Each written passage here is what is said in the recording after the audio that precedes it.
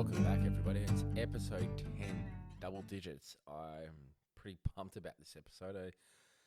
I only started reigniting this podcast again this year and just being very consistent every 2 weeks, releasing an episode. Sitting in my dining room at the moment and just finished at the four-wheel drive show in Melbourne. There's one more day to go. I've worked 2 days at Boss Aluminium's, my employer, and it was crazy. It was awesome. Just thought I'd do a bit of a recap for it. Everyone was there, like most of all the brands are there. There was a lot of new brands there, a lot of new products, a lot of little Aussie brands making big marks in the four-wheel drive industry. Particularly K-On. I got this, they just recently did a build of a Prado that's exactly the same as mine on YouTube, and got to see the vehicle, and fuck, it was awesome just seeing, a 2013 car on the stand and people walking over it. And it was probably one of the only Prados on the stands.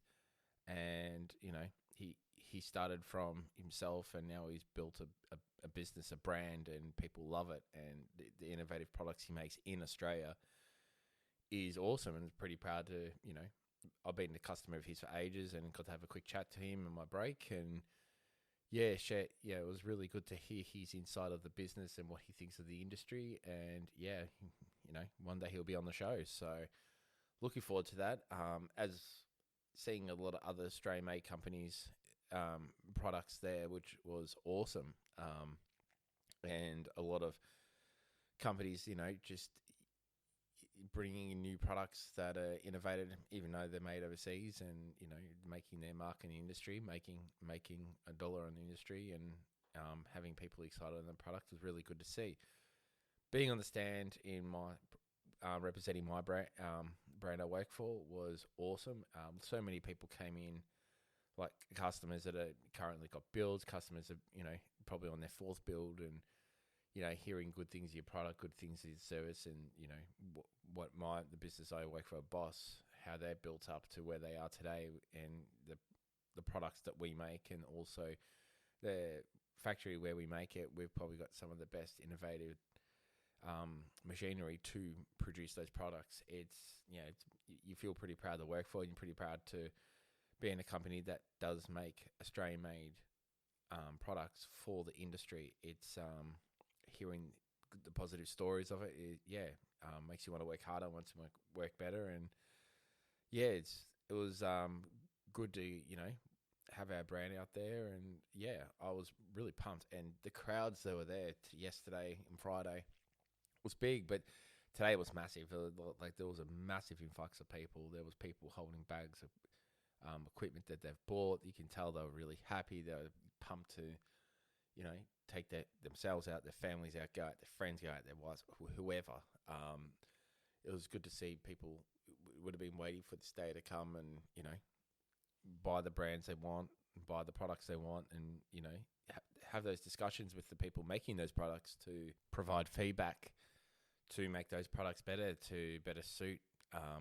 You want those people who are innovating these and designing their products that they're selling, to take on the feedback and make their products better. Go back to the drawing board in some certain cases. Look for different suppliers, hopefully, local suppliers, to make their products. I'm a very firm believer in Australian-made, and there's a lot of products that even have Australian-made products and Chinese-made products in their same brand on display, which was quite interesting, because it was literally just, some of them were just the same design but made in Australia and double the price. Of course, there's a price point for everyone, but the product was just so much, it just looked so much more stronger, better. You could tell some of the processes they did here locally was just so much better than what was done overseas. It's interesting how brands can actually put the two together, and I'm sure they probably sell one product per Aussie made to 50 from overseas. Understanding that during the COVID times, it was harder to get things made in Australia, and sort of get certain things in Australia, and probably was easier to get a container from China of the exact same thing, and much cheaper and quality so. But there was so much uncertainty then. But it's funny now, a lot of those Australian companies are now actually making locally, able to source things locally and produce things locally, so they have to worry about getting anything overseas, or minimal product, more minimal materials to make the product here in Australia. It's very interesting to see a lot of more people actually looking how it is Australian made, and understanding not just on a quality of product, but also after sales of product. If there's I'm sure if there's an issue with certain brands and products made here, that the after sales service and product quality is going to be better than dealing with a company that gets it from overseas purely, and the warranty issues you can have moving forward with that product. So that was the biggest change I've seen over the last few years at the Full Drive Show, is a lot more Australian-made products. There's a lot more, I'd say, copies of popular products now. So 3-4 years ago, there was probably about 4 or 5 rooftop tents. Now every company is importing a rooftop tent they see on Alibaba, rebrand it, slap it in a box, bring it overseas in a shipping container, and then sell it for their price. All of them are, not all of them, sorry. Most of them are pretty much the same clamshell style, the same 50mm mattress inside, and, priced to a point where you probably would throw it out in a few years' time if you don't take care of it, or, if you use it once in the blue moon. I don't get why a lot of people still drive with rooftop tents on their cars 24/7. They would have probably paid off that tent in the extra money. They could have bought another tent with the money they would have wasted on fuel, having that thing on the roof 24/7, when it could have been as simple as probably storing it. Yes, I understand people don't have storage for it, and it does. Some people think it looks cool having it on the car, but personally, it's a lot of wind drag for having it on your vehicle, not to mention the weight. And some of them are way overweight for the roof weight capacity of a vehicle, and which is quite spooky, because not only is your braking distance even longer, and your fuel prices are going up, but if you're caught overloaded and you have an accident, you may not get covered for insurance. If your roof's rated to 85 kilos and you've got 95 kilos on it, and you have an accident, the insurance company may not even cover your vehicle when it's smashed. So that prize possession of 60 grand plus vehicle could be zero. And it's quite spooky. Interesting to see how many people actually probably wouldn't understand that. Not to mention how roof racks are mounted to some vehicles. Some of them are just pop riveted in, which is beyond crazy to me personally. Them putting a 70, 80 kilo roof rack, tent on a roof rack, the roof rack being at least 26 kilos to 30 kilos, that's a lot of weight for only a few pot rivets that are going in.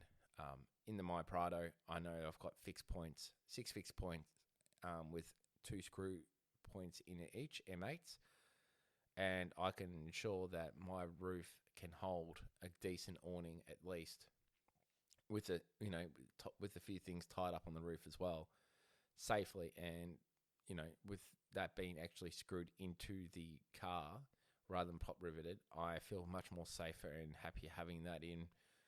Not to mention not just keeping it overloaded. I've got a Pioneer roof rack, and I probably just carry an awning and we'll put a solar panel on. And when I go camping, I'll put the gazebo and gas bottle on the roof, and I've probably got I've got some lights on it as well. So I have minimal weight on my roof, but I've never overloaded my roof, and it's just so dangerous to do, because the last thing you want to do is cause an accident and hurt someone. So sitting here, it was just interesting here, just recapping over what I saw today. And yeah, I'm looking forward to next year. I'm looking forward to what brands people bring out. I'm looking forward to, some of the guys on YouTube that were there doing the stage, and, people were so happy to see him, and got to see some of the people they watch a lot and get inspired by to go go camping and do these things. It was so good to see them interact with their favorite people, and they gave them the time, and it was really good. So yeah, I think that the weekend brings a lot of happiness to people in our industry. A lot of people buying stuff in this drink gives them happiness, and yeah, it gives you a bit of a perspective of how can we do it, what can we do to make the customer happier, what can we do better, and yeah, keep innovating for the customer and keep them happy and keep our industry strong, because it'd be really good to see it just growing even more people entering the industry, particularly in Australian made, and innovating more products and making people happy. I think that's the main thing I got out of today was, we're making people really happy. They're so excited to buy our product. It's not like going to the groceries and buying milk and bread because you have to. You're there to because you want to, and seeing the kids when they're, parents bought something and the kids pretty pumped about it. Yeah, that was pretty cool. So, yeah, it was a great show. I appreciated the opportunity to be one of the people on the stand to serve the customers and observe everyone. I love watching how people sort of maneuver around, how they're looking, what they're doing, and, yeah, it was really good fun. Really good fun.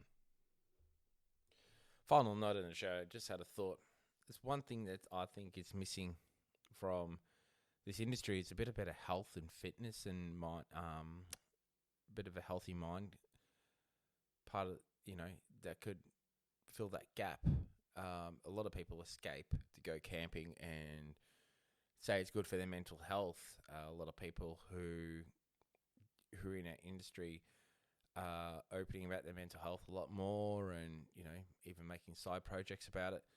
I think there's a real gap in a window of opportunity for anyone who would talk about fitness while traveling, even some form of way of carrying fitness equipment while you're traveling, doing something while you're going, I say a ride, a walk, a run, even like a boot camp. I don't know. I think there's a gap in there that someone can fill, and even talking about mental health, way to talk to your friends. Reduce the amount of alcohol you drink to have a healthier mind. I don't know. I just think there's something that can be done in that area. I think there's a window of opportunity for someone that's, professional or semi-professional, or just knows someone that can fill that gap. So it'd be interesting to see how that does move forward. It is an underlying issue when people go traveling. They're stressing about, mortgages. They're stressing about family. They're stressing about the job. It's out there, and I don't believe there is any. I believe there's at that show there could have been a form of like a support group or awareness that could be a window of opportunity to really help people make the most of talking to their friends, opening up a lot more, and even be friends to support their friends. I believe there's a window of opportunity there, and hopefully that part of the industry does grow, because a lot of people are pretty stressed out there, and having that bit of extra support, having something about mental health to help others talk more, would allow more people to go out a bit more, and more people going out more might buy more products. So yeah, it'd be interesting to see what happens in that sector one day. And from the show as well, there's Father's Day coming up next week, and I'm sure there's a lot of dads out there. Happy Father's Day. And I guess if your kids are listening, or your partners are listening, whoever's listening who's got to buy for gifts for their father, it's there's a few gifts that you could get your dad. I can think of a few quick ones off the top of my head that would be handy. That's under $100 is a first aid kit. That'd be one thing I think be quite handy to think of a last minute idea that's quite easy to get from the shops. Most people don't have one in the house or in the car. I have one in my house. I have one in the car 24/7 along with the snake bite kit. Handy thing to think of, because it's probably the last thing some dads think of sometimes, unfortunately, because we're always thinking about 100 other things to get. Even just a travel cup or like a Yeti stainless steel bottle that you can put in the car and carry cold water in all the times. I find they're really handy to have, better than reusing plastic bottles all the time. It's better, keeping the water cold in a hot car. Put some ice in it; it'll last all day. You'll be able to just walk around with it, take it to the beach and whatnot. That's easy. A good towel. Always need a good towel. Good set of steak knives, or even some knives to go away with. And maybe even a storage box. There's heaps of storage boxes you can get, even from Bunnings. You can go to a campsite. There's a few Aussie-made ones, Expedition 134, Tread make them. The front runner ones are pretty good. I don't like the clips on it. I've got one. I don't like the clips on it too much, but they are pretty good. They're very popular with everybody else. So there's this thinking in the head. If you've got any ideas, send them in. I'd like to share them this week for people who have last-minute Father's Day ideas. And to the fathers out there, happy Father's Day. You're all bloody good legends, and I'm one myself, and, fathers-to-be and whatnot. Have a great day next Sunday. Enjoy the time with your family. I'm out for now. I can't wait for the next episode. Thank you for your time. And if you've got any questions, please hook up to me on Instagram at the Getting Out There podcast, which is gettingoutThere_.